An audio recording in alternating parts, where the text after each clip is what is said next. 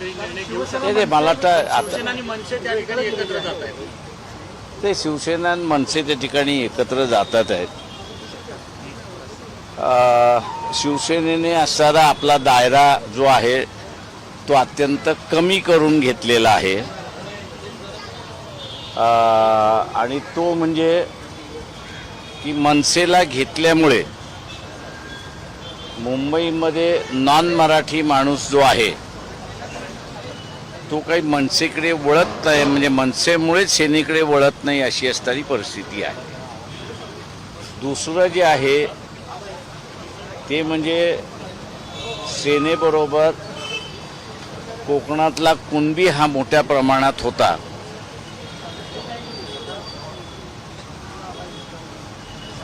माथाडी कामगार सुद्धा मोठ्या प्रमाणात सेनेबरोबर होता. माथाडी कामगार अजून उघडपणे बोलत नाही आहे, पण कोकणातला कुणबी जो आहे त्याला म्हणजे तिथे मोठा वाद आहे कोकणामध्ये खोताचा आणि शेतकऱ्यांचा. तेव्हा शासनाने ज्या काही जमिनी अधिग्रहण केल्या, या सगळ्या अधिग्रहण केलेल्या जमिनींचा मोबदला जो आहे तो खोताला मिळाला, पण तिथल्या असणाऱ्या धारकाला मिळाला नाही. म्हणजे तुम्ही आता सांगली धारक नका धरू, हे जमिनीचे धारक जे आहेत त्यांना मिळालेला नाही.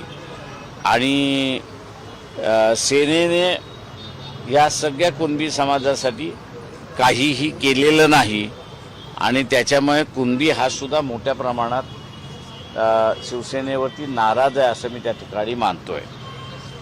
हा जो नॉन महाराष्ट्रीयन जो आहे तो इतर राज्यातून आलेला हा वंचितकडे मोठ्या प्रमाणात वळालेला आहे.